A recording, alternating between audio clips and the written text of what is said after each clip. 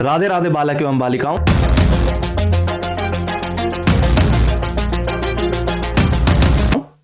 Geometrical optics उर्फ ray optics के lecture number 3 में तुम्हारा स्वागत है। हमने 2 लेक्चर बहुत ही अच्छे तरीके से कवर अप किया है और मैं तुम सभी को एक इंफॉर्मेशन देना चाहता हूं कि जो बच्चे सारे टेस्ट एग्जाम से 1 महीने पहले देना शुरू करते हैं, मैं वो देखना नहीं चाहता। मैं तुम्हारा शुरू से ही टॉपिक वाइज टेस्ट लेता रहूंगा, यानी कि जैसे ही मेरा रिफ्लेक्शन टॉपिक खत्म होगा वैसे ही तुम्हारा रिफ्लेक्शन का एक टॉपिक वाइज टेस्ट हो जाएगा। तो ऐसे शुरू से ही तुम टेस्ट देते चलोगे तो भैया फिजिक्स में कहां से सवाल आ जाएगा, जेईई मेंस में और जेईई एडवांस में कहां से। मैं प्रैक्टिस इतने सवाल करा रहा हूं, कॉन्सेप्चुअली तुम्हें लर्न करवा रहा हूं। टेस्ट दोगे, एचसी वर्मा की किताब सॉल्व करोगे जो मैं होमवर्क दूंगा, इरोडोव के सवाल सॉल्व करोगे जो मैं होमवर्क दूंगा, जो मैं यहां लिख के होमवर्क दे रहा हूं। कहां से सवाल पूछेंगे अंकल। तो बिल्कुल तुम्हें शुरुआत से ही एकदम स्ट्रिक्ट चलना है। शुरुआत में तो बहुत मोटिवेशन होगी, लास्ट जाते जाते डाउन करोगे, बैकलॉग क्रिएट होंगे। इसीलिए मैं तुम्हें शुरू से डरा कर रखता हूं। बच्चे कहते हैं मुझे कमेंट में कि सर आप इतना डराते क्यों हो। पढ़ाई 2 ही चीजों से होती है, या तो डर या तो शौक। और आईआईटी जेईई की ऐसी सिलेबस है कि आपका शौक पैदा होने ही नहीं देगी। इस सिलेबस को आप कोशिश करोगे शौक से खत्म करने की, कभी नहीं हो पाएगा। कारण यह है बालक कि इस सिलेबस में जैसे चैप्टर्स डिसाइड किए गए हैं, जैसे ही आपका शौक डेवलप होने लगेगा किसी चैप्टर में वैसे ही चैप्टर चेंज। जैसे ही शौक डेवलप होने लगेगा चैप्टर में वैसे ही चैप्टर चेंज। क्योंकि ये कोई भी चैप्टर ऐसा नहीं है जो बहुत डेप्थ में बात करता है फिजिक्स की, जहां पे शौक जन्म लेते हैं। तो बिल्कुल तुम्हें डरना है मुझसे और टेस्ट देते रहने हैं, ठीक है। तो मैं इन्फॉर्म कर दूंगा कहां टेस्ट होगा, कैसे होगा। बस मैं तुम्हारी तरफ से एक चीज एक्सपेक्ट कर रहा हूं कि ईमानदारी से फॉलो करते चलो। बाकी सिलेक्शन मैं ले रहा हूं जिम्मेवारी, अगर तुमने केमिस्ट्री और मैथमेटिक्स के सही मास्टर चुन रखे हैं। Got it. शुरू करें आज की कहानी। तो आज की कहानी की शुरुआत होगी हमारे कुछ प्यारे प्यारे रसीले प्रश्नों से, ठीक है। तो वो तुम करोगे वीडियो रोक करके, इसलिए मैं पीपीटी के फॉर्म में नहीं लाता कि सवाल लिख दिया सॉल्व कर दिया। नहीं, मैं भी सवाल लिखूंगा, तुम भी मेरे साथ सवाल लिखोगे और तुम सॉल्व करोगे, मैं टाइम दूंगा, ठीक है। तो चलो पहले सवाल पे चलते हैं। सवाल मैं देख लूं कौन कौन से सिलेक्ट किए हैं मैंने तुम्हारे लिए अच्छे से। हाँ पहला सवाल है कि इफ, मैं बता रहा हूं ना, मैं लेक्चर कराते कराते ही तुमसे 500 सवाल करा दूंगा और उस सवाल में मैं सारे पीवाईक्यूज भी करा देता हूं। अभी तक देखिए जितने जेईई मेंस वगैरह के पीवाईक्यू थे मैंने 2 लेक्चर में ही करा दिए। जेईई एडवांस के पीवाईक्यू तुमसे 2 लेक्चर में करवा दिए और तुम सॉल्व करने के कैपेबल बन गए। तुमने नोटिस करा होगा कि तुम सोच पा रहे हो सवालों के केस में। तो कितनी शुभ बात है, कितनी प्यारी बात है। तैयारी ऐसे होती है, तो ऐसे करते रहना मेरे साथ, मजा आएगा, आईआईटीएन बनोगे। सवाल है तुम्हारा कि if a plane mirror is rotated bye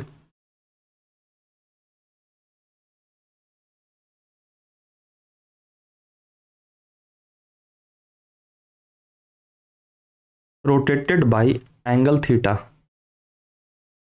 ठीक है, देन द रिफ्लेक्टेड रे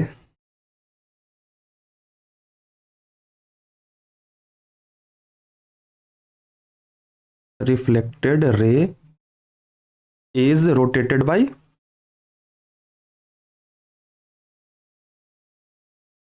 कितना। मतलब कि अगर किसी प्लेन एंगल पे कोई ऐसे लाइट इंसिडेंट हो रही थी और फिर ये रिफ्लेक्ट हो रही थी, ठीक है बालक। इसके साथ ये नॉर्मल था हमारा, थीटा एंगल रिफ्लेक्टेड बना रही थी और according to law of reflection incident ray भी थीटा ही होगा। तो अगर मैंने मिरर को थीटा एंगल से रोटेट कर दिया तो बताओ कि रिफ्लेक्टेड रे जो पहले थीटा एंगल पे जा रही थी वो कितने एंगल से रोटेट हो जाएगी, बताओ। ये थीटा यहां पे नहीं लिखते हैं, इसको एक्स लिख देते हैं, नहीं तो तुम्हें लगा कि ये जो थीटा था इसी एंगल से रोटेट करना है। नहीं, कोई भी रैंडम एंगल, ये एक्स एंगल बना रहा था, ये एक्स एंगल बना रहा था और मिरर को हमने थीटा एंगल से रोटेट किया। तो बताओ कि रिफ्लेक्टेड रे जो है वो कितने एंगल से रोटेट हो जाएगी। दिमाग लगाओ, मैं टाइम दे रहा हूं। कोशिश करो खुद से, कुछ दिमाग लगा, कुछ भी फिगर ही बना लो कि थीटा एंगल रोटेट होने के बाद कैसी चीजें दिखेंगी। इंसिडेंट रे के साथ कोई चेंज नहीं हो रहा, इंसिडेंट रे ऐसा ही आएगा, बस मिरर को चेंज कर दिया गया। तो बताओ रिफ्लेक्टेड रे कितने एंगल पे रोटेट हो जाएगी, सोचो। तब तक मैं एक गाना गाता हूं। चल मेरे घोड़े टिक टिक टिक, if a plane mirror is rotated by angle theta then the reflected ray is rotated by, इसको ना एक कॉन्सेप्ट के तौर पे बताया जाता है, बट ये फैक्ट सवालों के तौर पे करोगे तो सीखोगे, है ना। कर लिया ट्राई, करूं सॉल्व। आज के लेक्चर में भी हम जे एडवांस के सवाल करने वाले हैं और वो तुमसे होगा, और नहीं होगा तो सीख लेंगे। सीख रहे हैं ना हम। मैंने क्या कहा था, आईआईटीज के एग्जाम में हम जो भी सवाल करते हैं उसका मकसद होता है कि भैया कैसे भी करके आंसर ले आओ, कंप्यूटर उठा करके घर ले आओ और उस तरीके से आंसर दे सकते हो दे दो, सिलेक्ट हो जाओगे। लेकिन एग्जाम से पहले जितने भी सवाल करो उसका मकसद सीखना होता है, तो हम सीखेंगे। देखो ये मिरर थी, अब ये मिरर थीटा एंगल रोटेट होने के बाद ऐसे हो गई होगी, यानी ये मिरर जो है वो इधर थीटा एंगल रोटेट हो गया। तो पहले जो इसका ये नॉर्मल बन रहा था बालक ऐसे, वो नॉर्मल भी थीटा एंगल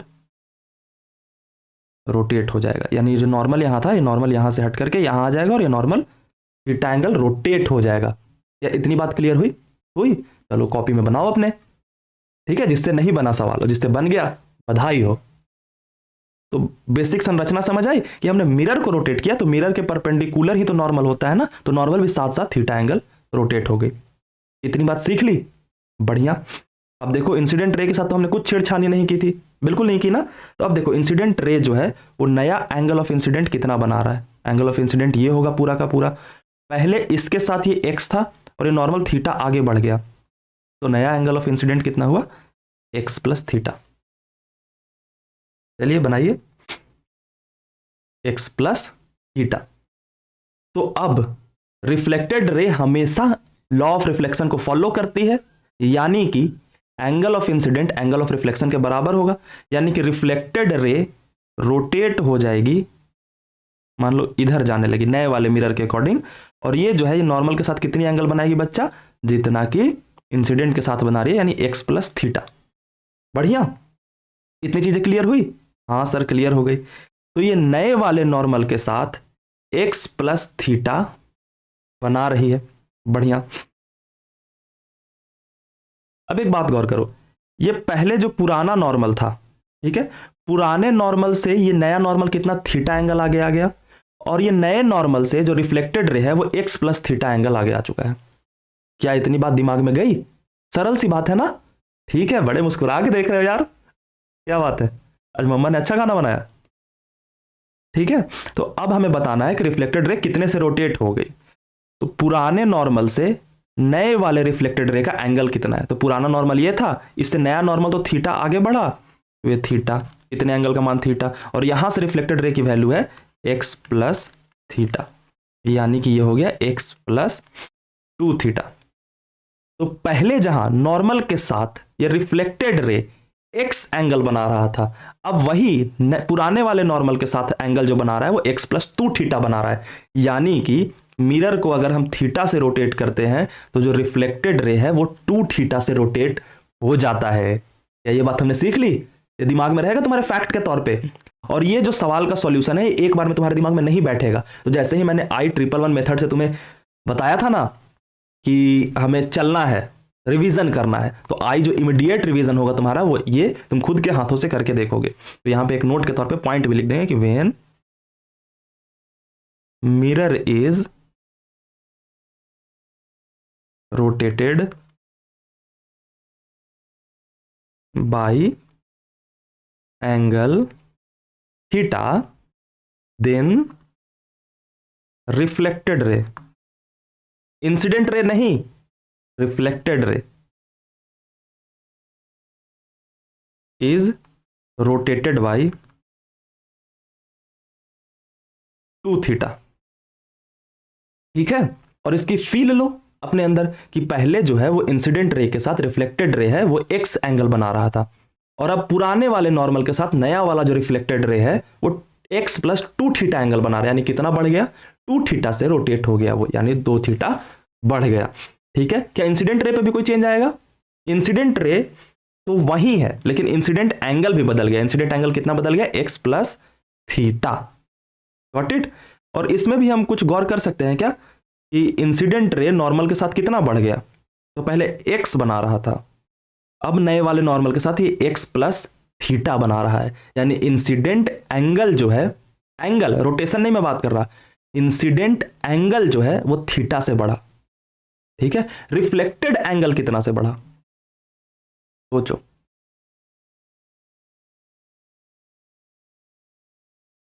रिफ्लेक्टेड एंगल या एंगल ऑफ रिफ्लेक्शन भी जो है ना वो थीटा से ही बढ़ा है। रोटेशन 2 थीटा का हुआ क्योंकि रोटेशन हम कंसीडर कर रहे हैं पुराने वाले नॉर्मल से, पहली बात, ठीक है। रोटेशन जो हम कंसीडर कर रहे हैं वो पुराने वाले नॉर्मल से कंसीडर कर रहे हैं। पुराना वाला नॉर्मल कौन है, ये, मेरी बात ध्यान से सुनना।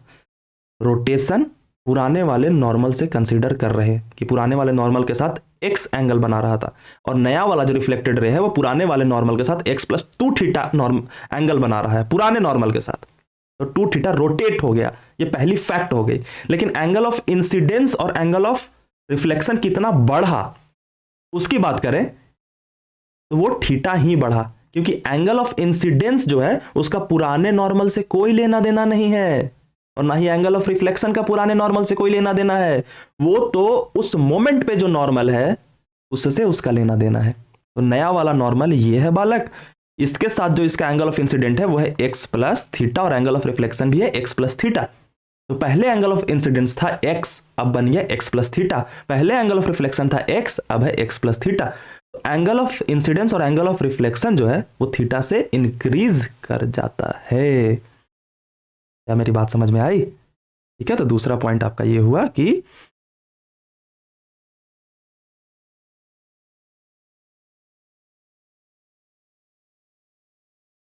Angle of incidence and angle of reflection is increased by theta when mirror is rotated by theta। ठीक, नोट करो इस चीज को, फिर इसी में थोड़ा सा आगे और डिस्कस करते हैं, एनालिसिस करते हैं, मजा आएगा, इंटरेस्ट लेना। ये मिरर है आपका, ठीक है बालक, इस पे इंसिडेंस रे आ रही है इधर से रिफ्लेक्टेड रे जा रही है। पहले ये एंगल x बना रहा था और एंगल ऑफ रिफ्लेक्शन भी x होगा, ठीक है। अब इस मिरर को इस तरफ रोटेट कर दिया गया, ठीक है, मिरर को इस तरफ थीटा एंगल से रोटेट कर दिया गया। तो बताना कि एंगल ऑफ रिफ्लेक्शन कितने एंगल से रोटेट करेगा, और एंगल ऑफ इंसिडेंस और एंगल ऑफ रिफ्लेक्शन पे क्या फर्क पड़ेगा। बनाओ इसको खुद से बना सकते हो, और तुम्हें कुछ खास चीज देखने को मिलेगी। ट्राई करो इसे, इस तरफ अब इसे मिरर को रोटेट कर दिया गया थीटा से।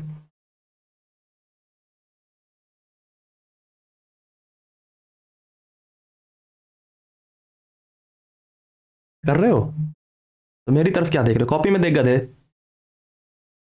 चलो मैं सिखाता हूं, ये इसको हमने इधर ऐसे, ये नया वाला मिरर की पोजीशन हो गई और ये ऐसे घूम गया। तो ये जो नॉर्मल है बालक, ये कितना चेंज हो जाएगा, ये भी इसके साथ बढ़ करके थीटा चेंज हो जाएगा, ठीक है। तो नया एंगल ऑफ इंसिडेंस कितना हुआ, नया एंगल ऑफ इंसिडेंस हुआ x माइनस थीटा। अब ये जो रिफ्लेक्टेड रे है वो लॉ ऑफ रिफ्लेक्शन हमेशा फॉलो करेगी, यानी कि रिफ्लेक्टेड रे जो है वो टर्न होकर के कितनी आ जाएगी बालक, ये हो जाएगा इधर से x माइनस थीटा। नोट करो,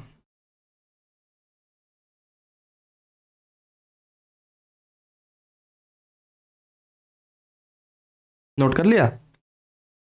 तो अब नया वाला रिफ्लेक्टेड रे पुराने वाले नॉर्मल से कितना एंगल बना रहा है देखते हैं। तो नया वाला रिफ्लेक्टेड रे कौन सा है, ये, और पुराना वाला एंगल ऑफ ये नॉर्मल कौन सा है, ये। तो भैया ये वाली एंगल हम निकालने की कोशिश करते हैं। ये x माइनस थीटा जो है वो रिफ्लेक्टेड रे बना रहा है। अच्छा ये पूरा होगा ना बालक, ये पूरा x माइनस थीटा होगा, जो नया वाला रिफ्लेक्टेड रे है, पुराना रिफ्लेक्टेड रे, नया रिफ्लेक्टेड रे। तो ये पूरा जो है वो x माइनस थीटा है, ठीक है। और ये वाला जो है ये थीटा है। तो नया वाला रिफ्लेक्टेड रे पुराने वाले नॉर्मल से कितना एंगल बना रहा है, तो पुराना नॉर्मल ये हो गया, ये पूरा जो है वो x माइनस थीटा है, ये इतना जो है ये वाला इतना भाग ये थीटा है, तो पूरे में से इसको घटाएंगे तो ये कितना हो जाएगा, x माइनस थीटा, तो ये हो गया x माइनस 2 थीटा। देख रहे हो, पुराने वाले नॉर्मल से जो रिफ्लेक्टेड रे है वो पहले तो x एंगल बना रहा था, लेकिन अब बना रहा है x माइनस 2 थीटा। गौर किया, यानी कि जो हमने पहला फैक्ट लिखा, पहला नोट लिखा कि when mirror is rotated by theta reflected ray is rotated bye 2 theta, ये एब्सोल्युटली ट्रू है। लेकिन angle of incidence and angle of reflection is increased by theta when mirror is rotated by theta, ये वाला fact wrong है, क्योंकि यहां पे जो है बालक, ये नया वाला जो एंगल ऑफ इंसिडेंस है वो x माइनस थीटा यानी थीटा से घट गया, और एंगल ऑफ रिफ्लेक्शन भी है वो x माइनस थीटा से घट गया। तो ये ऐसे रैंडम फैक्ट्स खुद से बनाने से बचना है, क्योंकि अगर मैं पहला वाला सिर्फ एग्जांपल करा करके तुम्हें छोड़ देता तो ये फैक्ट तुम बहुत आसानी से स्वीकार कर लेते कि हाँ हो तो रहा है। नहीं, जब तक मैं नहीं बोलूं कि ये फैक्ट है तब तक खुद से दिमाग लगा करके नहीं काम करना। तो ये वाली फैक्ट को आप ऐसे लिखोगे और ऐसे काटोगे और उसी के नीचे ये एग्जांपल लिखोगे, और सारी चीज समझ में आ गई कैसे कैसे कैसे कैसे हमने करा। इसको बड़ा सा फिगर बनाओ। ज्योमेट्रिकल ऑप्टिक्स की एक खास बात बताऊं, इसमें जितना बड़ा फिगर बनाओगे ना उतनी आसानी से तुम्हें समझ आएगा, क्योंकि इतने सारे एंगल्स होते हैं ना, खिंच पिच हुआ कंफ्यूज हो जाओगे। तो चलो नोट करो इस चीज को, फिर हम अगले सवाल पे चलते हैं। तो ये हम बड़ी प्यारी सी चीज सीख चुके हैं इस बड़ी छोटी सी सवाल से। इससे मेरा मकसद सिर्फ तुम्हें ये फैक्ट सिखाना नहीं था कि एंगल थीटा से रोटेट किया तो जो एंगल ऑफ रिफ्लेक्शन है वो 2 थीटा से रोटेट करेगा। मुझे उससे बड़ी बात सिखानी थी, और वो बात क्या है बालक, कि खुद से रैंडम नोट्स या रैंडम रूल्स बनाने से बचना। बहुत क्रेविंग होती है कि ऐसे रूल बना दूं, इस चक्कर में ना बच्चा, मैं बहुत सारे टीचर्स को देखा है जो न्यूटन्स लॉज ऑफ मोशन पढ़ाते हैं, वो ऐसे केसेस बना के पढ़ाएंगे ना कि बच्चा ऑब्वियस है कि वो रूल बना देगा खुद से, और उसमें मरता है वो। तो अभी से ही तुम्हें सिखाते जा रहा हूं कि खुद से रूल्स नहीं बनाने। चलिए, पहली चीज हमारी ये हो गई, नोट कर लिया। तो एक यहां पे स्माइली बना दो, ये स्माइल करते हुए पढ़ना है क्योंकि हम सीख रहे हैं और आपके पास मौका है। Question, 2 plane mirror each of length 1.6 metre. ऐसे सवाल जेईई मेंस से बड़े देखे जाते हैं, ये वाले टाइप के। 2 plane mirror each of length 1.6 metre are facing each other. लिखो, साथ साथ सवाल लिखो। The distance between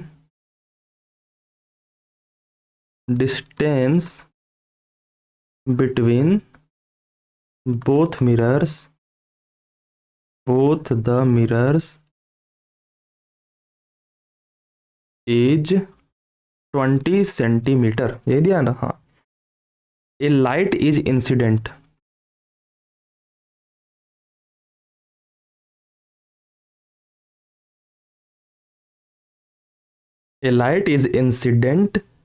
on one end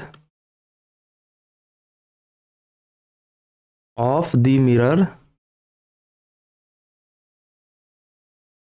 at an angle of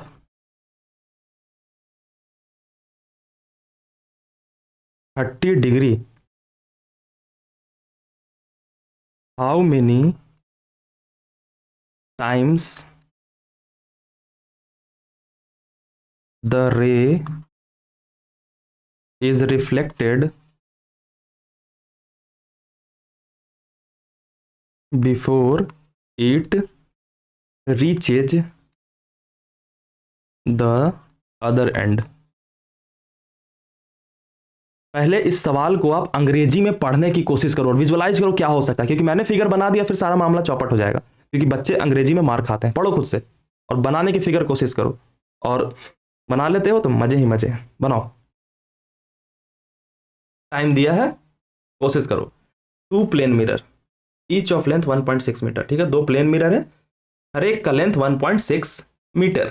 simple सी बात है, विजुअलाइज करना है। 2 मिरर मैं बाजार से खरीद के लाया, ऐसे रिलेट करना अपने लाइफ से। 2 मिरर मैं बाजार से खरीद के लाया जिसकी लंबाई थी 1.6 मीटर, ठीक है, पिंक कलर का वो था, उसका फ्रेम था, बहुत बढ़िया। और फेसिंग ईच अदर, ठीक है, तो फेस कर रहे हैं, मतलब कि एक मिरर ऐसे लगाया तो एक मिरर ऐसे लगाया। घर पे मैं अपने छत पे गया और छत पे मैंने ऐसे लगाया। Distance between both the mirror is 20 centimetre, और दोनों मिरर के बीच की दूरी मैंने 20 सेंटीमीटर रखी। ए रे इज इंसिडेंट, चलो ठीक है, पहले इतना फिगर बनाओ 20 सेंटीमीटर वाला, मैं बनाता हूँ। वर्टिकल बनाना थोड़ा सा जगह कंज्यूमिंग है, तो मैं हॉरिजॉन्टल ही बना देता हूँ। एक मिरर ऐसा, एक मिरर ऐसा, ठीक है। मिरर की लंबाई है 1.6 मीटर, यानी कि 160 सेंटीमीटर। ये बहुत छोटी बात है कि 1.6 को 160 मैंने क्यों लिखा, क्योंकि ये 20 सेंटीमीटर है, तो सारे को एक ही यूनिट में बदल सकते हैं, तो या तो 20 सेंटीमीटर को 0.2 मीटर कर देता, या फिर इसको 160 सेंटीमीटर किया। लेकिन 0.2 मीटर मैंने इसलिए नहीं किया क्योंकि तेरा मास्टर बहुत कमजोर है पॉइंट वाले गुना और भाग में, मेरे को बड़ी दिक्कत होती है। तुम कर सकते हो, तुम ब्रिलियंट, तुम आईआईटीएन होने वाले हो, लेकिन मैं तो ऐसे ही करूंगा। और इन दोनों मिरर के बीच की दूरी कितनी है बालक, 20 सेंटीमीटर, ठीक है। A light ray is incident on one end, ठीक है भैया, at an angle of 30 degree. Angle of incidence यहां पे लिख दो, एंगल ऑफ इंसिडेंस 30 डिग्री, मतलब कि यहां से एक इंसिडेंट रे आ रही है और इस जस्ट कॉर्नर पे गिरती है। थोड़े से और एकदम कॉर्नर एग्जैक्ट गिराता हूं, यहां से आ रही है और जस्ट कॉर्नर पे गिरती है। भैया फिर से नहीं गिरा, गिर जा भाई, ठीक है, जो है बढ़िया, एकदम जस्ट कॉर्नर पे गिरता है। दिमाग लगाता हूँ, उल्टा ही क्यों ना बना दूं। कहाँ चले गए राजा, ये नीचे वाला मिरर, और ये ऐसे, हाँ जस्ट ये इधर से आया और इंसिडेंस यहाँ कॉर्नर पे गिर गया। कितना एंगल ऑफ इंसिडेंस बनाता है, 30 डिग्री। नोट करो इस फिगर को, 30 डिग्री बनाता है। तो ये क्या होगा अब इसके बाद, इमेजिन करो, ये लाइट इधर रिफ्लेक्ट होगी और इसका एंगल ऑफ इंसिडेंस कितना होगा, 30 डिग्री। फिर ये यहाँ से यहाँ आएगा, फिर यहाँ से यहाँ आएगा, और फिर एक टाइम आएगा जब यहाँ से ऐसे बाहर निकल जाएगा, ठीक है। तो हमसे पूछा है कि ये कितने टाइम जो है वो रिफ्लेक्ट होगा इसके अंदर बाहर निकलने से पहले। तो पहला रिफ्लेक्शन यहाँ, दूसरा यहाँ, तीसरा यहाँ, चौथा यहाँ, 4 बार रिफ्लेक्ट होगा। अबे गधे, ये तो मैंने ऐसे ही बनाया है, तुम्हें एक्चुअली कैलकुलेट करना है, मैथमेटिकली कैलकुलेट करो, दिमाग लगाओ। इस सवाल को लेने का मेरा मकसद यह था कि फिजिक्स की एक बहुत ही इंपॉर्टेंट चीज होती है, वो होता है पैटर्न को पकड़ना और उससे मैथमेटिकल रूप देना उसको। ये सवाल तुम्हें वो सिखाएगा। तो मेरा मकसद यह है कि तुम्हारे ब्रेन को पैटर्न रिकॉग्निशन के लिए तैयार करूं, मेरा योद्धा जब जे एडवांस के पेपर में जाए तो पैटर्न रिकॉग्नाइज कर पाए, क्योंकि पैटर्न रिकॉग्नाइज किए बिना सवाल बहुत मुश्किल से बनते हैं। तो ये सिखाना मेरा मकसद था, मैं रैंडम ऐसे ही सवाल नहीं ले रहा। तो आज का दूसरा सवाल है, ये ट्राई करो। इसमें थोड़ा सा ट्रिग्नोमेट्री लगेगा, ट्रिगोनोमेट्री लगेगा, और बस सवाल बन जाएगा, और एक पैटर्न पकड़ना होगा, सवाल बन जाएगा। मैं अगले स्लाइड पे इसकी बड़ी तस्वीर बनाता हूँ, क्योंकि पढ़ा तो मैं रहा हूँ, मैं ही ना फंस जाऊँ बच्चों को ऐसे समझाने में छोटी तस्वीरों के चक्कर में। ये इधर से इंसिडेंट लाइट आई, परफेक्टली गिरा है एकदम कॉर्नर पे, ऐसे ऐसे ऐसे ऐसे जाएगा, ऐसे जाएगा, ऐसे निकल जाएगा। ये है 30 डिग्री एंगल ऑफ रिफ्लेक्शन है, उसने दिया है एंगल ऑफ इंसिडेंट 30 डिग्री है, तो लॉज ऑफ रिफ्लेक्शन फॉलो करेगा। तो भैया करवा रहा हूँ मैं, इस नॉर्मल को आगे बढ़ा के मैं एक ट्रायंगल बना देता हूँ,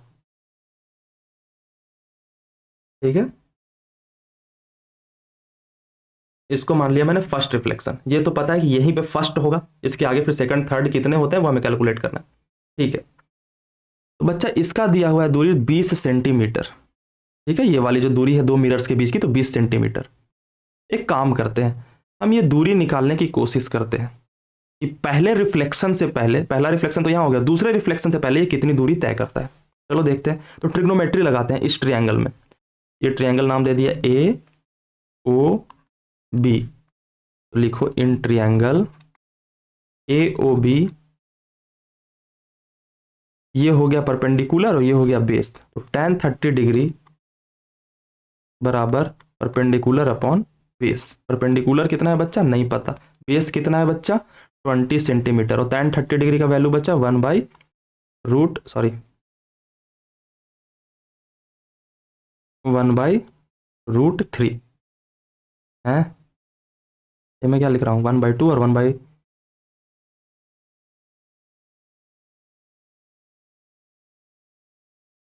20 सेंटीमीटर ही दिया है ना क्वेश्चन में, मैं एक बार चेक कर लूँ। हाँ इसने 20 सेंटीमीटर, मिरर इज 20 सेंटीमीटर,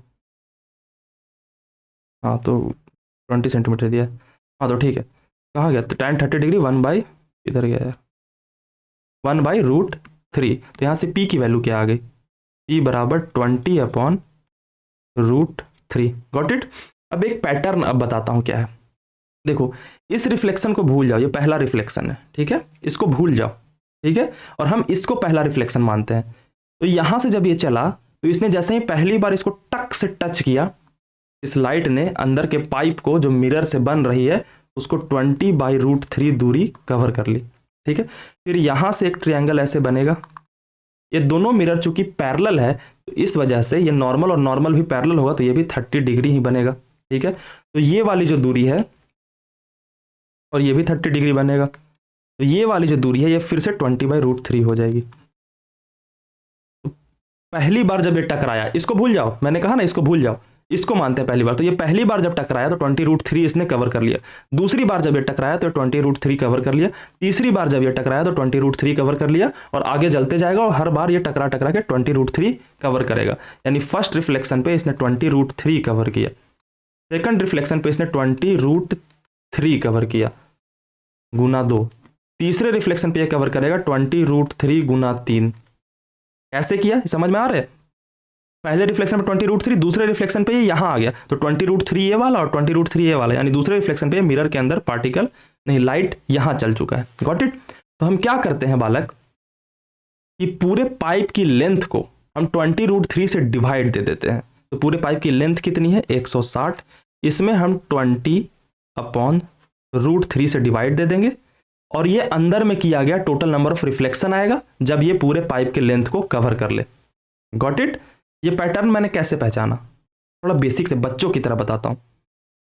जब ये पहली बार टकराया तो इसने 20√3 की लंबाई तय कर ली। जब ये दूसरी बार टकराया तो इसने 2 × 20√3 की लंबाई तय कर ली। ये तीसरा रिफ्लेक्शन करेगा तो 3 × 20√3 का रिफ्लेक्स दूरी तय कर लेगा। मान लो कि ये n दूरी के बाद बाहर निकल जाता है तो ये n × 20√3 की दूरी तय कर लेगा, और ये n क्या है, n दूरी की, n रिफ्लेक्शंस के बाद वो पाइप से बाहर निकल जाता है, यानी मिरर के सिस्टम से बाहर निकल जाता है। तो n 20√3 क्या हो गया बालक, हमारा 160 सेंटीमीटर हो गया। तो n की वैल्यू हम निकाल लेते हैं, वो हो गया 160 सेंटीमीटर अपॉन 20, ये 20√3 है, 20/√3 है, 20/√3 है। हाँ तो ऊपर भी मैं वो लिख रहा था, गलत है वहां पे, 20/√3 सबको कर दो। तो 20/√3 n की वैल्यू आ गई, और ये जो n की वैल्यू आएगी ये क्या आएगी बालक, ये नंबर ऑफ रिफ्लेक्शंस अंदर से आ जाएंगे जितनी बार वो टकराया, और एक रिफ्लेक्शन हमने यहाँ पे छोड़ रखा है तो इसे हम ऐड कर देंगे, ठीक है। तो चलो करते हैं, 20 से कितने बार में कट जाएगा, 8 बार में। तो ये आ गया 8√3, 8 × 1.732 करोगे तो ये आ जाएगा 13.85, करके देखना कितना आता है, 13.85 भी आना चाहिए, करो ठीक है। यानी कि ये अंदर में 13 रिफ्लेक्शंस कंप्लीट करेगा और 14th करने से पहले वो बाहर निकल जाएगा, ठीक है। यानी कि ये 13.85, ये आ गई n की वैल्यू, और एक रिफ्लेक्शन जो पहले हुआ था तो इसमें +1 करते हैं तो ये हो जाएगा 14.85। तो ये 14 रिफ्लेक्शन मिरर के अंदर कंप्लीट करेगा और 15th करने से पहले वो मिरर को छोड़ देगा। गॉट इट बालक, 15th करने से पहले मिरर को वो छोड़ देगा, यानी कि टोटल रिफ्लेक्शन अंदर कितना करेगा 14, और यही आपका आंसर हो जाएगा। तो पैटर्न रिकॉग्निशन हमने इससे सीखा, और इसको छोड़ करके गिनना है, ये सारी चीजें हमने पैटर्न रिकॉग्निशन में सीख ली, और ये है हमारा ट्रिग्नोमेट्री का एप्लीकेशन। तो ये जे मेंस में आते हैं ऐसे सवाल, कर लिया, चलो बहुत खूबसूरत, आगे बढ़ते हैं, नोट करो।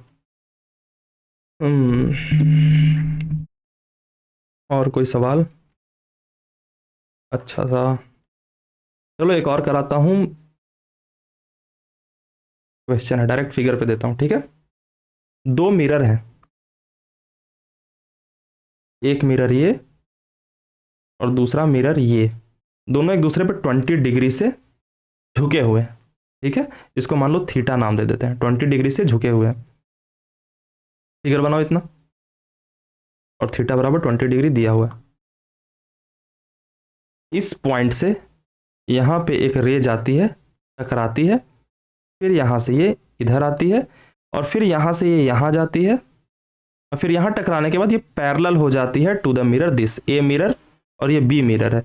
ये वाली जो रे है ये ए मिरर के पैरेलल हो जाती है। तो आपसे पूछा गया है कि जब ये पहली बार टकरा रही है तो ये एंगल ऑफ इंसिडेंस क्या होगा, ये पूछा गया है। तो इसको बनाओ,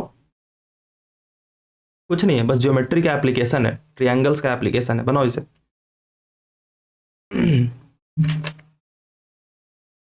फिर तब तक मैं एक जे एडवांस का सवाल तुम्हारे लिए खोज के रखा हूं जो तुम करने के कैपेबल हो, बनाना उसे।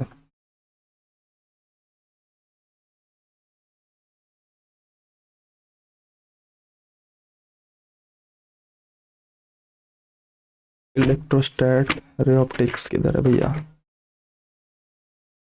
इसको ट्राई करो। मेरी शक्ल क्या देख रहे हो यार, किताब नहीं दिखाऊंगा कौन सी किताब में से मैं प्रीवियस ईयर देता हूँ, ऑब्वियसली प्रीवियस ईयर किताब से दूंगा यार। कौन सी किताब है, दिशा पब्लिकेशन की है।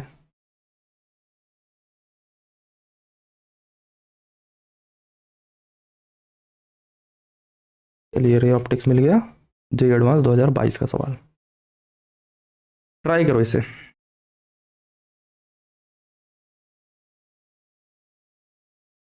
बताऊं, चलो पहले तो हम सबको नामकरण कर देते हैं जो भी यूनिक यूनिक पॉइंट्स हैं। ए बी सी डी ई, ये आई है तो अंदर वाला ये भी कितना होगा, आई। इस एंगल को हम नाम दे देते हैं ई।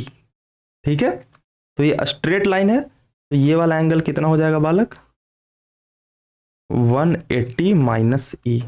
लिखो, एक एक एंगल करके बनाते जाओ तब समझ में आएगा, नहीं तो दिक्कत हो जाएगी। तो 180 माइनस ई अंदर वाला एंगल, ये स्ट्रेट लाइन है, इस पे ये बना हुआ नॉर्मल है। ठीक है, और नॉर्मल के साथ ये जो रे है वो इंसिडेंट एंगल आई बना रही है, तो ये कितना एंगल होगा बालक, ये एंगल हो जाएगा 90 डिग्री माइनस आई, क्योंकि ये पूरा का पूरा नॉर्मल जो है वो 90 डिग्री बनाता है, और ये इतना आई है तो ये कितना बनेगा, 90 डिग्री माइनस आई। तो अब देखो in triangle A B C, देखो अब स्क्रीन पे देखो ट्रायंगल एबीसी कौन है, ये एबीसी। ठीक है, इसमें हम इन तीनों एंगल को जोड़ेंगे तो एंगल ऑफ ट्रायंगल का सम 180 डिग्री होता है। तो इससे हमें एक इक्वेशन मिल जाएगा, तो लिखते हैं theta plus 180 minus E plus 90 minus I equal to 180 degree. Note करो, तो ये 180 से 180 तो कैंसिल हो गया, ये थीटा बराबर 20 डिग्री दे रखा है इन्होंने, तो 20 degree plus 90 degree equal to 110 degree. ये हो गया 110 degree minus E minus I बराबर 0, तो 110 डिग्री बराबर आई प्लस ई। ये हो गया हमारा फर्स्ट इक्वेशन। ऐसे ही हमें कुछ कुछ और इक्वेशन बनाने होंगे और उन सबको मिला करके हमें आई की वैल्यू लानी होगी, क्योंकि आई की ही वैल्यू पूछा है ना इसने, आई की वैल्यू हमें लानी होगी। ठीक है, तो एक ट्रायंगल का हमने हेल्प ले लिया, अब दूसरे ट्रायंगल का हेल्प लेते हैं, अंदर वाले का। ठीक है, तो मान लो कि ये इस सरफेस से टकराया और इसकी जो वैल्यू थी यहाँ पे, इसको मान लेते हैं हम आर मान लेते हैं। आर का मतलब सिर्फ एंगल ऑफ रिफ्लेक्शन ही है, बस मैंने आर मान लिया है जनरली। ठीक है, तो ये आर है, तो बालक ये आर हुआ, तो ये अंदर वाला एंगल कितना होगा, जबकि ये नॉर्मल है। ठीक है, तो नॉर्मल 90 डिग्री बनाता है, तो ये आर है, तो ये वाला अंदर वाला हो जाएगा 90 माइनस आर। ठीक है, नोट करो इस 90 माइनस आर को। अब हम अगले स्लाइड पे चलते हैं। इन ट्रायंगल, कौन सा triangle, in triangle B C D, in triangle B C D क्या होगा, एंगल ई प्लस ये आई और आई मिलकर 2i हो जाएंगे, तो angle E plus 2i plus 90 minus R equal to 180 degree. Angle E plus angle 2i plus 90 minus R equal to 180 degree. तो E plus 2i minus R equal to 90 degree. ये हो गया हमारा दूसरा इक्वेशन। ठीक है, अब इसमें 3 वेरिएबल है, आई आर ई, तो हमें 2 इक्वेशन से काम नहीं चलेगा, हमें तीसरा इक्वेशन भी चाहिए होगा, तो हम ट्रायंगल सी डी ई में चलते हैं। तो अब गौर करो, यहाँ पे ये है 90 डिग्री नॉर्मल बना हुआ, ठीक है, ये वाली रे जो है वो इसके पैरेलल हो जाती है, तो ये थीटा है, तो करस्पॉन्डिंग एंगल से ये भी एंगल थीटा हो जाएगा, ये भी एंगल 20 डिग्री, और ये जब 20 डिग्री हुआ, ये पूरा 90 डिग्री बना रहा है, तो ये हो जाएगा 70 डिग्री। देखो इसको 70 डिग्री, 70 डिग्री, और ये भी कितना हो जाएगा 70 डिग्री, तो ये अंदर वाला कितना हो जाएगा बालक, ये हो जाएगा 20 डिग्री, क्योंकि ये पूरा नॉर्मल है और नॉर्मल में से 70 गया तो 20 डिग्री। ठीक है, ये वाला एंगल कितना होगा, ये वाला नॉर्मल है, इतना छोटू सा आई है, तो ये हो जाएगा 90 माइनस आई। तो अब अंदर में फिर से वो इक्वेशन लिखते हैं, in triangle C D E, in triangle C D ई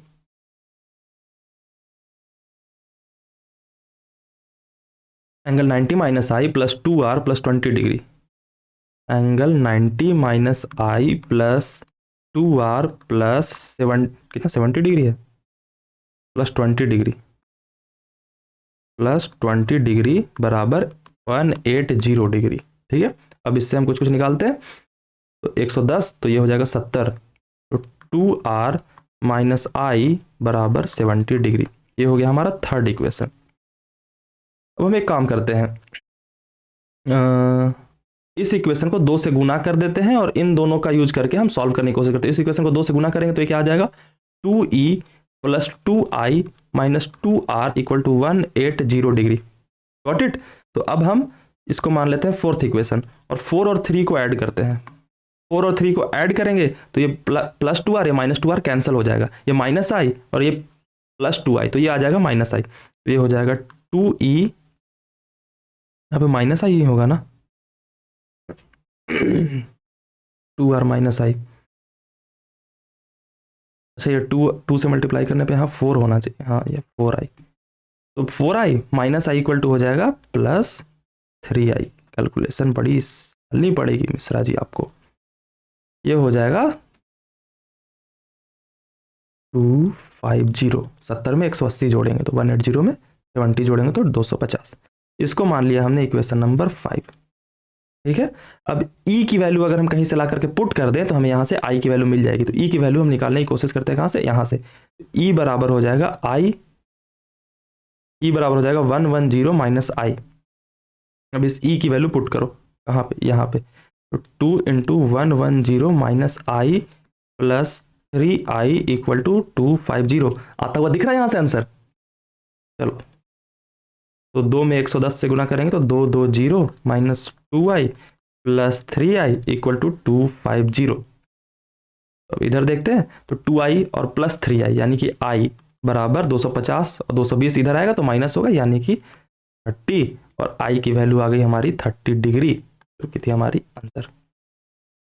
कर लिया, हो गया इतना जल्दी, बढ़िया, पता ही नहीं चला।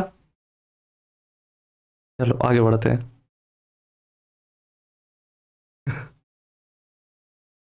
क्वेश्चन है 22 का, जे एडवांस 2022 का। 3 मिरर हैं बच्चा, और तीनों मिरर को इक्विलैटरल ट्रायंगल पे ऐसे अरेंज किया गया है। ठीक है, और यहाँ पे एक छोटा सा छेद छोड़ दिया गया है। गॉट इट, एक सेकेंड, चलो, छोटा सा एक छेद छोड़ दिया गया है। ठीक है, और फिर उसमें क्या किया गया है कि 3 plane mirrors of equilateral with each of the side length l, और तीनों का साइड लेंथ वो कितना है, वो l है। ठीक है, तो एक एक बात सुनते जाना, तीनों का साइड लेंथ क्या है, l, स्मॉल l से रिप्रेजेंट कर देते हैं। ठीक,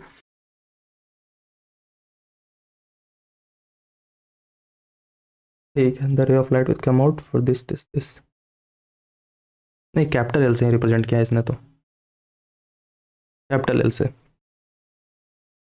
can only come through the same hole, the cross section is this.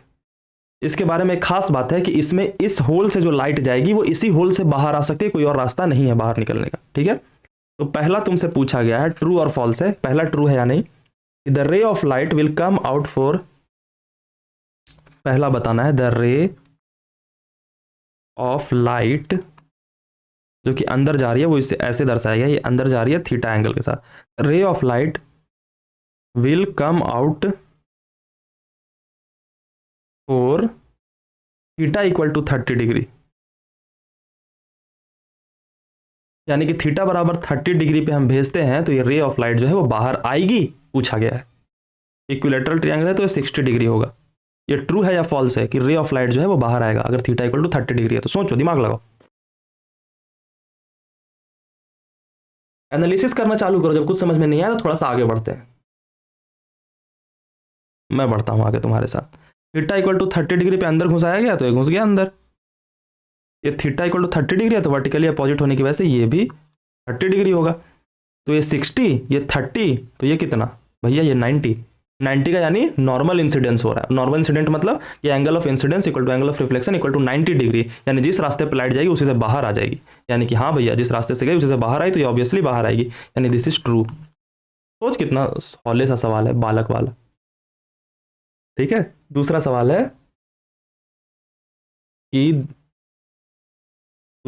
है कि there is an angle,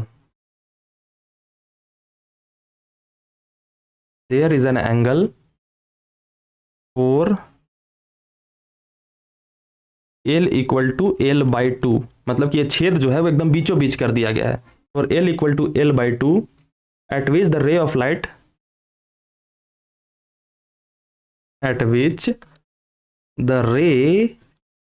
light will come out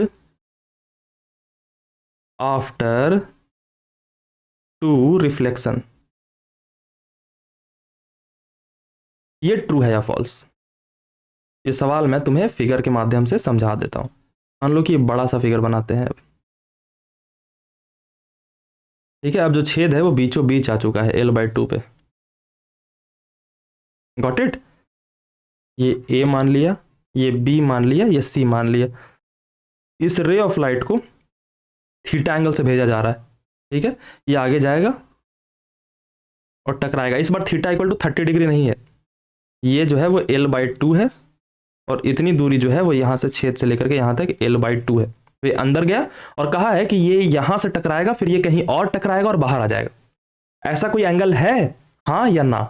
बस ये नहीं पूछा कितना एंगल है, हाँ या ना, ट्रू और फॉल्स का है। तो बताओ भैया कि क्या कोई ऐसा एंगल है जो l/2 पे अगर छेद कर दे तो ये अंदर जाए लाइट और टू रिफ्लेक्शन, फर्स्ट रिफ्लेक्शन यहाँ, दूसरी रिफ्लेक्शन ऑब्वियसली ये किधर इधर टकराएगी। ये मान लो कि यहाँ से गई और इधर टकराई और दूसरी रिफ्लेक्शन के बाद ये ऐसे चुक से बाहर आ जाए। तो ऐसा कोई एंगल है? तो एंगल फाइंड करने की हम कोशिश करते हैं। ये 60 डिग्री थी, ठीक है, ये 60 डिग्री है ना? हाँ सर ये 60 डिग्री है। इसको हमने नॉर्मल बना दिया। ये 60 डिग्री है, वर्टिकली अपोजिट होने की वजह से थीटा होगी। दो तरीके होते हैं इस सवाल को सॉल्व करने के। मैंने जितने भी यूट्यूब पे इस सवाल को सॉल्व करते मास्टर्स को देखा है, उन्होंने इस तरीके से किया कि पहले से आंसर जान लिया है, फिर बताया कि ऐसा ऐसा ही तो होगा, तो ऐसे डिफ्लेक्ट होगा, ये तो एंगल आएगा। नहीं, कल को ये भाई साहब ये इक्विलेटरल दिया है, कल को राइट एंगल ट्रायंगल पे सवाल बेस्ड कर देगा तो बच्चे तो निपट लेंगे। तो हम बेसिक से चलेंगे शुरू से कि मान लो कुछ नहीं पता तो वर्टिकली अपोजिट की वजह से थीटा होगा, तो ये एंगल कितना हो जाएगा? तो ये टोटल एंगल का सम होता है 180 डिग्री, तो ये हो जाएगा 180 माइनस 60 प्लस थीटा, यानी कि 180 माइनस 60 प्लस थीटा, यानी कि ये हो जाएगा 120 माइनस थीटा। समझ आया इतना बात? 120 माइनस थीटा। और ये नॉर्मल के साथ कितना बनाता है बच्चा? ये मिरर 90 डिग्री, तो ये वाली है 120 माइनस थीटा, तो ये वाला एंगल कितना हो जाएगा? ये वाला एंगल हो जाएगा बच्चा 90 माइनस 120 माइनस थीटा, यानी 90 डिग्री में से ये घटा दिया तो ये आ जाएगा पहले 9, ये माइनस माइनस प्लस हो जाएगा। तो ठीक है, तो प्लस थीटा कर दिया और माइनस 30 डिग्री, क्योंकि माइनस 120 में से 90 जाएगा तो 30 बचेगा। ठीक है, तो ये माइनस थीटा माइनस 30 डिग्री, तो ये भी कितना? Theta minus 30 degree. ठीक है, अब ये इधर आ गया लाइट, गॉट इट? अब ये इधर आ गया तो एक तरीके से इधर सिमेट्री बन रही है, और सिमेट्री बनने की वजह से आपको दिख गया ये एंगल भी जो है वो थीटा माइनस 30 डिग्री ही होगा। क्यों सिमेट्री बन रही है? क्योंकि ये l/2 है और ये भी l/2 है। इस तरह से हमें सिमेट्री इधर दिखाई दे रही है, तो ये भी थीटा माइनस 30 डिग्री हो गया। Got it. और सिमेट्री की वजह से ही ये थीटा है तो इधर भी थीटा ही होगा, तभी ये अगर आ सकता है तो आएगा। Got it. तो ये थीटा तो ये भी थीटा, तो ये वाला एंगल कितना हो जाएगा, ये पूरा स्ट्रेट लाइन पे बनने वाला एंगल 180 होता है, तो ये हो जाएगा 180 माइनस 2 थीटा।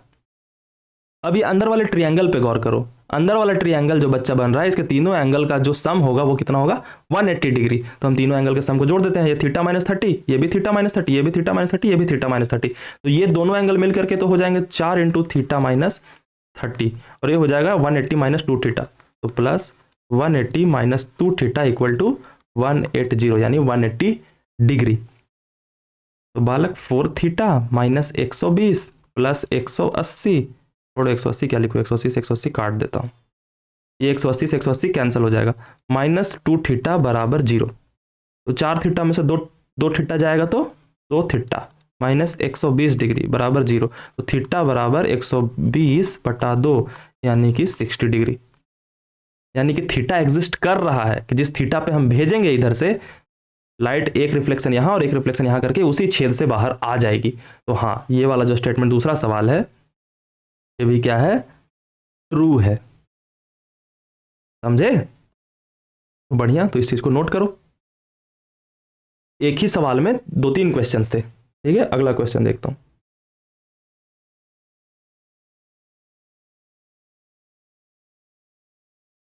चलो अगला है, इसी में कहता है क्वेश्चन कि द रे विल नेवर,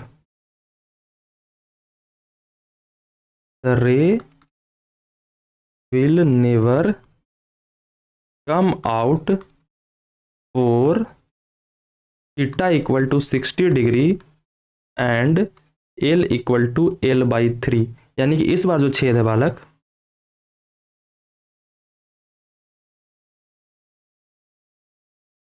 वो L by 3 पे किया गया है। मान लो कि मैं छेद दूसरे कलर से दिखा के बना दूंगा इस पर।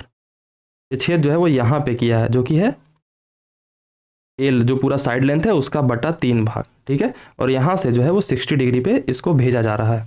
तो ये कहा है कि ये कभी बाहर नहीं आएगा इसी छेद से। देखते हैं एनालिसिस करके। ये 60 डिग्री, तो ये रे तो पहले जाएगा और यहाँ टकराएगा, हाँ टकराएगा। ये 60 डिग्री तो ये भी 60 डिग्री, और ये 60 डिग्री, ये 60 डिग्री, तो भैया ये भी 60 डिग्री, क्योंकि तीनों मिलाकर के 180 डिग्री होते हैं।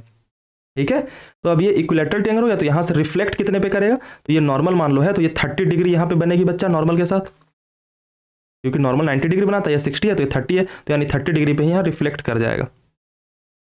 और ये हो गई 60 डिग्री, ये 30 डिग्री पर रिफ्लेक्ट किया तो ये 60 डिग्री, और देखो ये 60 डिग्री, ये 60 डिग्री, इससे पता चल रहा है कि ये वाली जो रिफ्लेक्शन है वो पैरेलल होगी। ठीक है, फिर यहाँ से हम यहाँ आकर के गिरेंगे, ये एंगल, ये 60 डिग्री, तो ये भी कितना 60 डिग्री, क्योंकि पैरेलल चल रही है, और पैरेलल चल रही है तो ये ऊपर वाला ट्रायंगल भी इक्विलेटरल ट्रायंगल बनेगा, तो 60 60, और ये ऊपर तो 60 है ही, तो ये 60, तो एंगल ऑफ इंसिडेंस फिर कितना हो जाएगा बालक 30 डिग्री, तो एंगल ऑफ रिफ्लेक्शन फिर कितना होगा 30 डिग्री, और फिर ये ऐसे इस मिरर के पैरेलल होते हुए चलेगा। ठीक है, और यहाँ आकर के टकरा जाएगा।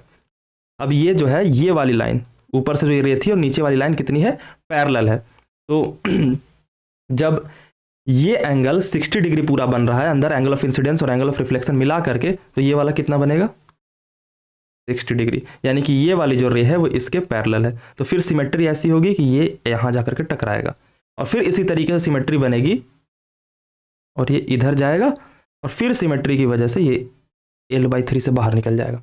और ये सारी चीज़ें तुम प्रूफ कर सकते हो, जैसे मैंने 30 किया तो ये 60 हो गया, तो ये 60 हुआ, तो ये नॉर्मल के साथ फिर से यहाँ पे कितना बनाएगा 30 डिग्री, और एंगल ऑफ रिफ्लेक्शन फिर 30 डिग्री होगा, तो ये 30 30 60, और फिर ये इस तरीके से ये वाली एंगल 60 डिग्री हो जाएगी, तो फिर ये 60 डिग्री हो जाएगी, और फिर यहाँ पे भी 30 30 का कॉम्बिनेशन बनेगा, और ऐसे करते करते हम यहाँ से निकल जाएंगे। तो ये स्टेटमेंट जो है वो फॉल्स है, क्योंकि नेवर कहा है ना, never come out of the, लेकिन ये तो बाहर आ जा रही है, तो it is the false statement. और कोई सवाल था?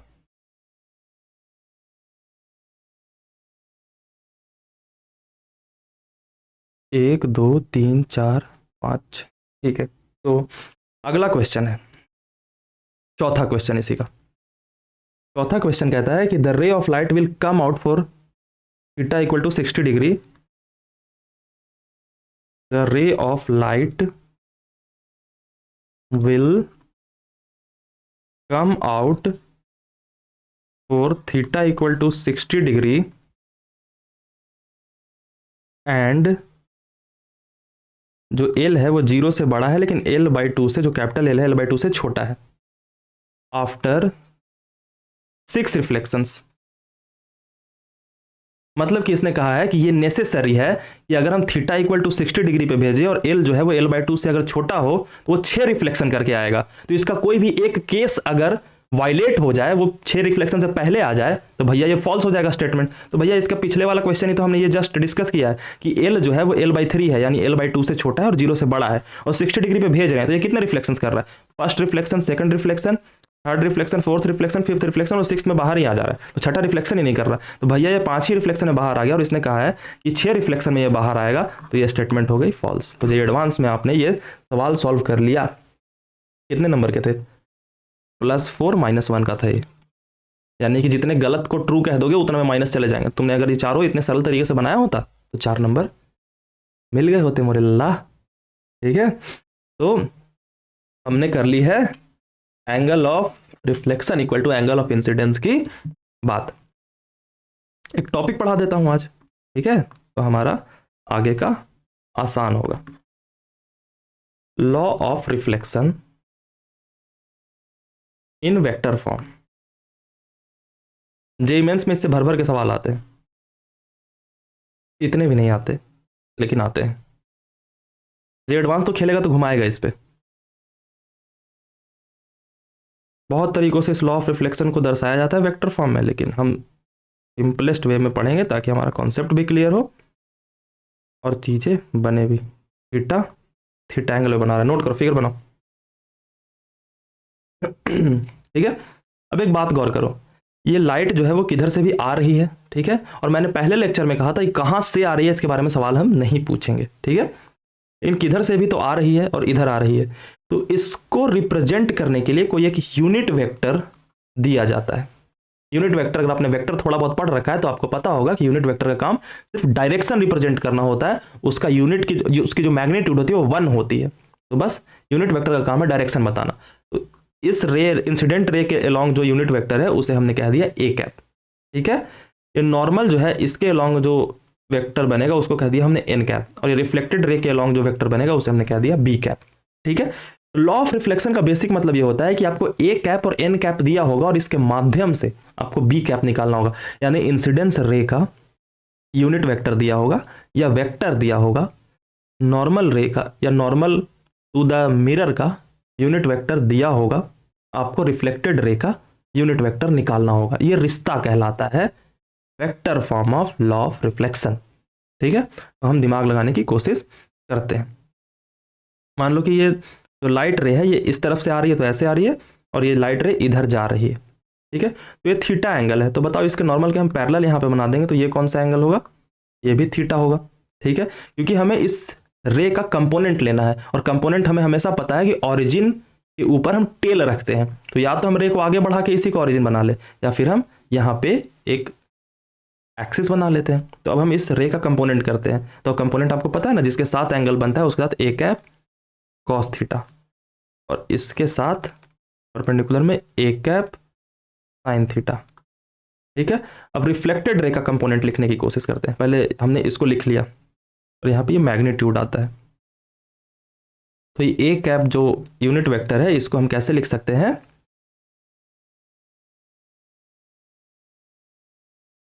ए कैप साइन थीटा, और इस डायरेक्शन को हम टी कैप नाम देते हैं, जो मिरर का है, ऊपर एन कैप और इधर टी कैप। तो ए कैप साइन थीटा ये किस डायरेक्शन में है? पॉजिटिव टी डायरेक्शन में, यानी कि टी कैप हो गया। और ये जो ए कैप कॉस थीटा है ये एन कैप के ऑपोजिट है, ठीक है, नीचे की तरफ कंपोनेंट है, तो ये माइनस हो जाएगा A cap cos theta N cap, ठीक है। तो ये हमने ए कैप को लिख दिया टी कैप और एन कैप के फॉर्मेट में, ठीक। अब पता है कि ए कैप एक यूनिट वेक्टर है, तो यूनिट वेक्टर का मैग्नीट्यूड 1 होता है, यानी कि ए कैप की वैल्यू जो मॉड ए कैप है इसकी वैल्यू 1 होगी, तो इसको हटा करके हम sine theta T cap minus cos theta N cap कर देंगे, ठीक है। तो ये हो गई एंगल ऑफ इंसिडेंट रे के यूनिट वेक्टर का फॉर्म। अब इसको हम रिफ्लेक्टेड रे को कंपोनेंट फॉर्म में लिखते, तो रिफ्लेक्टेड रे का जो टेल है वो ऑरिजिन पे ऑलरेडी है, तो इसी को ऑरिजिन मान के हम घुमाते हैं। तो ये जो थीटा है ये एन कैप के साथ बन रहा है नॉर्मल के साथ, तो इसको हम कंपोनेंट करेंगे तो इस डायरेक्शन में आ जाएगा mod B cap cos theta, और ये इस डायरेक्शन में आ जाएगा mod B cap sine theta. तो हम बी कैप यानी रिफ्लेक्टेड रे के यूनिट वेक्टर को लिखते हैं, तो वैसे ही लिखेंगे B cap sine theta, sorry हाँ B cap sine theta T cap और B cap cos theta N cap. लेकिन इस बार जो कॉस थीटा है वो नॉर्मल के ही डायरेक्शन में है, तो इस बार जो ये है जो प्लस हो जाएगा, ठीक है। तो sine theta T cap plus cos theta N cap, got it. अब हम क्या करते हैं बालक कि बी कैप तो हमें मिल चुका है और यही लिखना है हमें किसके टर्म में, ए कैप और एन कैप के टर्म में। तो हम क्या करते हैं कि बी कैप में कैसे भी ए कैप को घुसाने की कोशिश करते हैं। तो कैसे करेंगे, ए कैप की वैल्यू है sine theta T cap minus cos theta N cap, तो इसमें plus cos theta N cap है, तो इसमें क्या करते हैं minus cos theta N cap को ऐड कर देते हैं, sorry minus cos theta N cap को सब्ट्रैक्ट कर देते हैं, plus cos theta N cap को ऐड कर देते हैं। तो sine theta T cap plus sine theta T cap minus cos theta N cap मिलकर क्या हो जाएगा ए कैप, और कॉस थीटा एन कैप और कॉस थीटा एन कैप जुड़ के हो जाएगा 2 कॉस थीटा एन कैप। तो बी कैप की वैल्यू, वेक्टर टर्म में ज्यादा बात होती है तो बच्चे खिचपिच हो जाते हैं, नहीं सिंपल सी बात है, वेक्टर ऑफ इंसिडेंट रे दिया रहेगा, वेक्टर ऑफ नॉर्मल रे दिया रहेगा, इन दोनों की मदद से वेक्टर ऑफ रिफ्लेक्टेड रे लिखना होता है। समझ आई मेरी बात। इतना ज़्यादा दूर में जेई मेंस नहीं खेलेगा, जेई मेंस सरल सी बात में खेलेगा, मैं बताऊंगा किस चीज़ में खेलेगा। तो बी कैप की जो वैल्यू आ गई वो किसके बराबर आ गई बालक, A cap plus 2 cos theta N cap. Note करो इतना, मैं इसको अगले स्लाइड पे लिख देता हूँ। बी कैप बराबर A cap plus 2 cos theta N cap, ठीक है। अब यहां से एक बात गौर करना कि ये जो ऊपर गया बालक ये क्या है, ये एन कैप है, तो ये जो अपोजिट डायरेक्शन में बना ये क्या बना, ये बना माइनस एन कैप, ठीक है। सिंपल सी बात, वेक्टर को पलटते हैं तो माइनस लग जाता है, ठीक है। और ये क्या है, ये नीचे की तरफ डायरेक्शन में एन कैप है और इनके बीच का एंगल कितना है थीटा। तो मुझे बताओ कि A cap dot minus N cap क्या होगा, दोनों का डॉट प्रोडक्ट। बेसिक सी बात है, डॉट प्रोडक्ट पता है ना क्या होता है, magnitude of A into magnitude of N into cos theta. A B cos theta होता है, वर्क पावर एनर्जी आप तो खानदानी पढ़ते आ रहे हो, तो ए बी कॉस थीटा उसमें करते थे क्योंकि ए डॉट वो बी होता है, एफ डॉट डी एस होता है ना, फोर्स इंटू डिस्प्लेसमेंट। तो उसी तरीके से डॉट प्रोडक्ट क्या होता है मैं बच्चों को बता देता हूँ कि अगर ए वेक्टर है कोई और बी वेक्टर है कोई, इन दोनों का डॉट प्रोडक्ट लेंगे तो mod A mod B cos theta होगा, ये फॉर्मूला होता है। और जब मैं वेक्टर पढ़ाऊंगा तो आपको एक्सप्लेन करूंगा कि डॉट प्रोडक्ट का मतलब क्या होता है। लैग्रेंज वैज्ञानिक था, उसने बहुत अच्छा एक्सप्लेन किया था, करेंगे। तो A cap dot N cap का हम डॉट प्रोडक्ट लिखते हैं, यहाँ पे A cap dot minus N cap का डॉट प्रोडक्ट लिखते हैं, ये हो जाएगा mod of A cap plus mod of minus N cap into cos theta. तो दोनों के बीच एंगल बन रहा है कॉस थीटा, तो कॉस थीटा। तो ए का मैग्नीट्यूड कितना है 1 क्योंकि यूनिट वेक्टर है, एन कैप का मैग्नीट्यूड कितना है 1 क्योंकि यूनिट वेक्टर है और माइनस लगा है, लेकिन ये मॉडुलस फंक्शन में है तो इसलिए ये 1 ही बाहर आएगा और इंटू कॉस थीटा। तो 1 into 1 cos theta equal to cos theta. ये किसका है, माइनस को आगे कर दें, A cap dot N cap की वैल्यू है कॉस थीटा, तो हम कॉस थीटा की जगह पे यहाँ ये वैल्यू पुट करते हैं। तो बी कैप बराबर ए कैप माइनस 2 और ये माइनस हमने ये वाला लगा दिया आगे, A cap dot N cap into ये एन कैप एक्स्ट्रा वाला, और ये है आपका vector form of law of reflection, समझे। और ये स्पेशली कहें तो फर्स्ट लॉ ऑफ रिफ्लेक्शन, ठीक है। जिस बच्चे को वेक्टर में दिक्कत है वो वेक्टर जब मैं पढ़ाऊंगा तो ये और क्लियर होगा, ठीक है। ये फॉर्म तो आपको याद ही रखना है कि बी कैप बराबर A cap minus 2 into A cap dot N cap into N cap. लेकिन ये बात यहाँ पे ऑब्जर्व करने वाली है, देखो ये ए कैप है और ये बी कैप है, हमने ये बाद में जो एनालिसिस किया उस पर छोड़ो और ये ओरिजिनल फॉर्म पे ध्यान दो, ठीक है। तो एक बात गौर करो, जो मिरर के डायरेक्शन में दोनों का कंपोनेंट है वो सेम है, sine theta T cap sine theta T cap.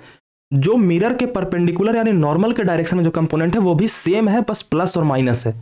यानी कि इंसिडेंट रे में जो नॉर्मल के साइड में कंपोनेंट होगा वो रिफ्लेक्टेड रे में बस पलट जाएगा और रिफ्लेक्टेड रे का वेक्टर आ जाएगा। इस बात पे जेईई मेंस बहुत खेलता है, गौर करो। यहां से फिर से मैं बता रहा हूं, दिमाग में अपने शब्दों में लिखना है तुम्हें। ये है इंसिडेंट रे का यूनिट वेक्टर, इसका जो टी डायरेक्शन यानी मिरर के डायरेक्शन में, टी हमने मिरर को ही डायरेक्शन को लिया, तो मिरर के डायरेक्शन में जो कंपोनेंट है वही जो है वो रिफ्लेक्टेड रे का मिरर के डायरेक्शन का कंपोनेंट होगा। सवाल कराऊंगा तो और क्लियर होगी चीजें। लेकिन जो रिफ्लेक्टेड रे और इंसिडेंट रे में जो नॉर्मल के डायरेक्शन का कंपोनेंट है वो सेम रहता है, बस साइन नेगेटिव हो जाते हैं, या फिर पॉजिटिव है तो नेगेटिव, या नेगेटिव है तो पॉजिटिव, यानी साइन चेंज हो जाएगा। Got it? तो ये हो गया आपका vector form of law of reflection. चलो इस पे एक सवाल कर लेते हैं जो जेईई मेंस में पूछा गया है। A ray of light travelling in JEE advance, अरे भैया इतनी सरल बात जेईई एडवांस में पूछ दी। जेईई एडवांस 2013 पूछा क्या है इसने? A ray of light is travelling in the direction of, एक इंसिडेंट रे है, इंग्लिश में लिखवाता हूं नहीं तो बच्चा फिर सीखेगा नहीं। A ray of light is travelling in the direction of, in the direction of 1/2 bracket में है I cap plus √3 J cap is incident on a plane mirror.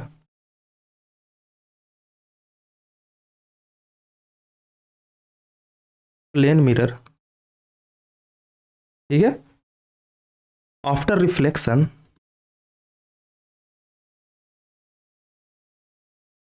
After reflection it travels along, it travels along 1/2 I cap minus √3 J cap. भैया minus कर दिया, प्लस का same रखा बाकी। The angle of incidence is,